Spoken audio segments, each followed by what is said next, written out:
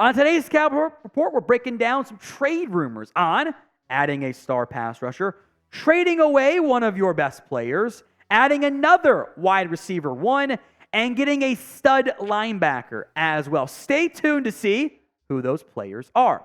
We have daily Cowboys videos for you. News, rumors, draft, free agency, and trades. At this point, it's basically 2 videos a day plus 2 live shows a week, plus when breaking news happens, extra stuff. Hit that sub button if you haven't already for more free Cowboys YouTube videos.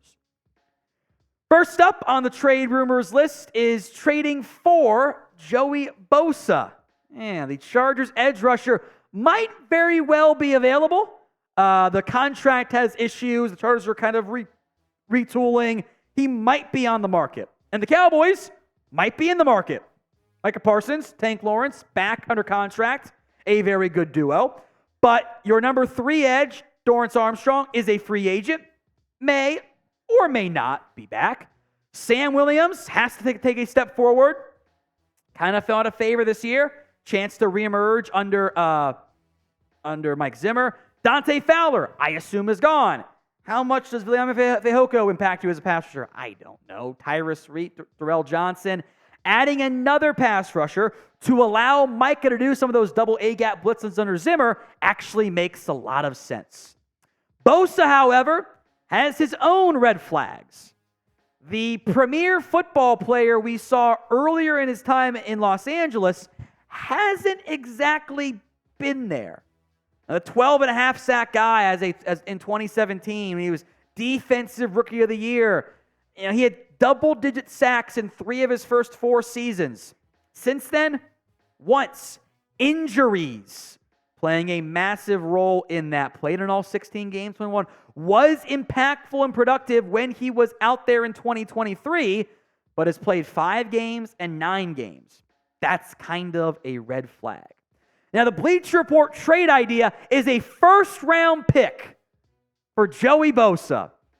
And that is a lot, even before you get into the sizable contract part of this.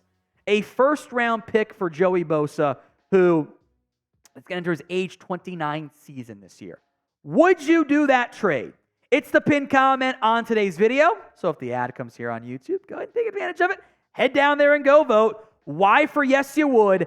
N for no, you would not do that trade. The ad comes on YouTube again. Take advantage. Head down there and go vote. Y for yes, N for no. I'm not doing that trade. I am not moving my first-round pick, where I've drafted pretty damn well with overall these past couple years, for an aging edge who can't stay healthy. If you promised me several years of healthy prime Joey Bosa, of course I would. But the current version is not that guy. Can he actually stay healthy? I don't like trading for injured guys when it costs me my first-round pick. That is a lot to give up, and he's not cheap. Not from a just trade perspective, but from the contract perspective. He's due $22 million this year and $25 in 2025. So at minimum, barring an extension too, which is a whole other more money you're committing to an injured player, you're paying a first-round pick to pay premium market rate for an edge. I'm not interested in that. You're not trading for a rental for a first-round pick. It's not a very Cowboys-esque move either. They go for the Robert Quinn, will pay you 1 year and give up a day 3 pick, which is a good deal, by the way. Now, if Bosa or even Khalil Mack end up getting cut, we can and we will revisit this.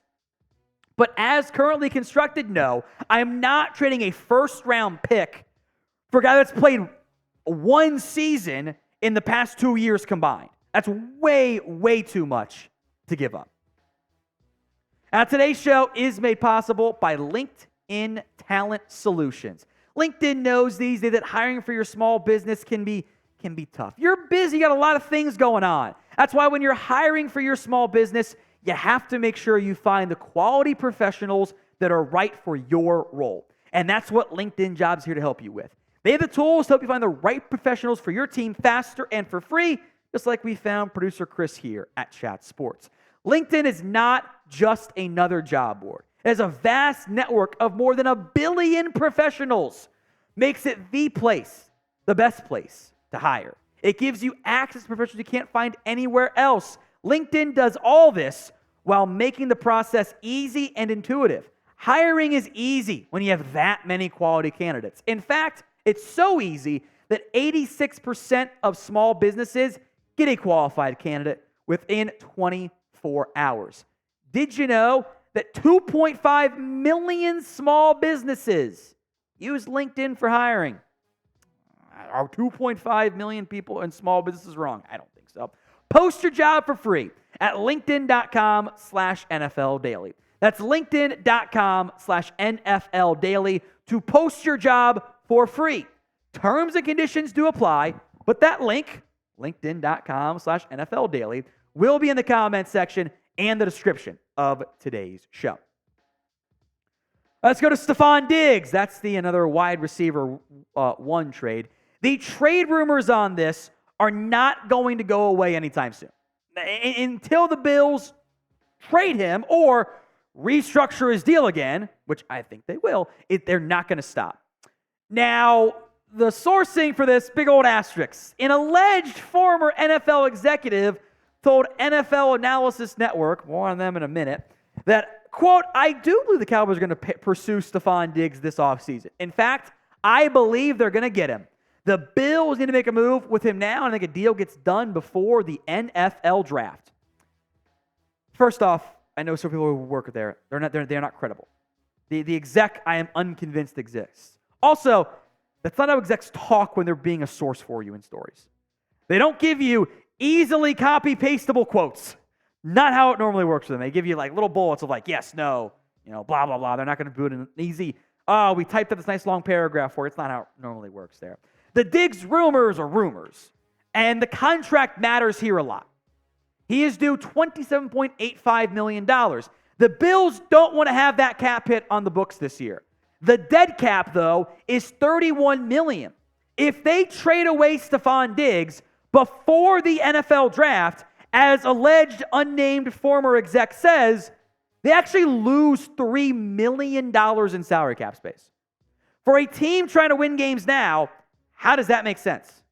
That's quarterback cap hits. After June 1st, save $19 million. That's more manageable. But you're not going to pick this year. If you do anything, a post-June 1st cut might free up more money for you, but that seems unlikely, right? By the way, in the hypotheticals that exist here, the short-term money is not an issue for Dallas. It's $19 million. It's like $6 million more than you're going to pay Gallup. So that's nothing. It's under 20 for 4 years. Now, Diggs might want a new deal. That's a whole different issue there. But only his 2024 salary is guaranteed. So if the Bills want to shop Diggs and trade him cheap, let's ride. But Bleacher Report says a first-round pick. And I do think, by the way, for what the Bills would have to eat from the salary cap, it's probably more of the minimum. A first and 2 fifths. On the fifths, who cares? One's a comp pick. One's next year. I think that's a more than reasonable ask for Stefon Diggs, given the cap hit. But would you guys move that first-round pick for a wide receiver who at some point is going to complain? It's not everywhere he goes. It's fine. It's how receivers are sometimes wired. But if he was mad about his role in Buffalo, how's he going to feel about being wide receiver 2 in Dallas? Well, I don't think the timing's right. So what is the percent chance that Stefon Diggs ends up on the Dallas Cowboys this offseason? Is it low? Is it high? Somewhere in the middle. Sound off in the comments section. We've seen questions on this, and it was a big debate over the weekend on Cowboys social media too. Trade away Micah Parsons. Get rid of him. Get the haul in instead. There's a lot of all hypotheticals to a certain extent on this. I do think you would get a haul because you're trading away, wherever you want to rank him, a top 5 defensive player on a rookie deal who's 24 years old. And I would argue is your best player. That is not, part of the reason why I don't like this idea in general is, you got to pay him on the road, whatever. Whatever pick you get or picks, one of them immediately goes to replacing him. I don't like trading away, unless you are rebuilding, which you're not, you're trying to win games. I don't like trading away players and having to fill them immediately with those picks. You don't get better right now, or even a year or 2 or 3 years, in theory, of trading away Micah Parsons right now. Just not. I get the frustration.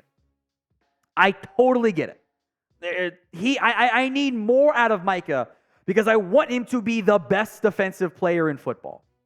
I want that. I don't think he's not there yet. Close. He's not there yet. And he did in big moments too.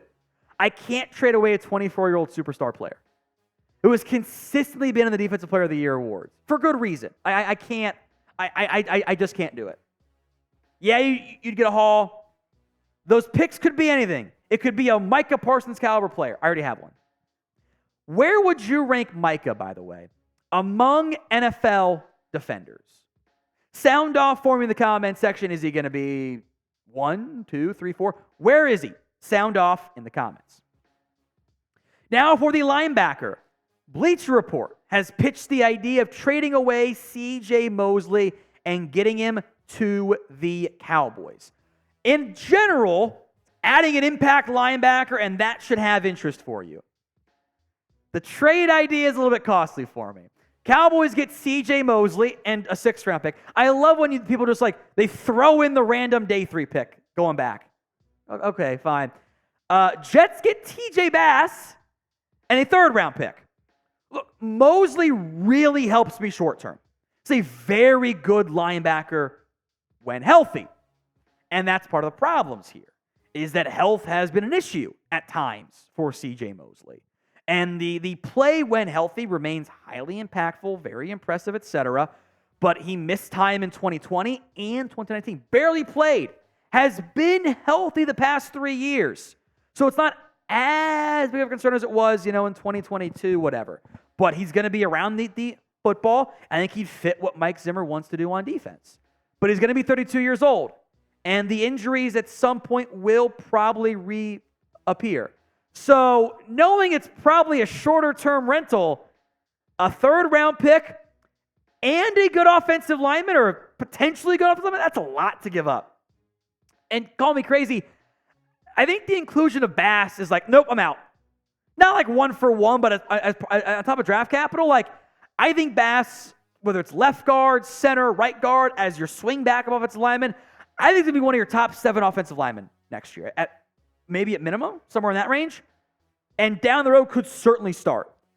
So I don't want to trade that guy away. So because of the Bass inclusion, I'm out.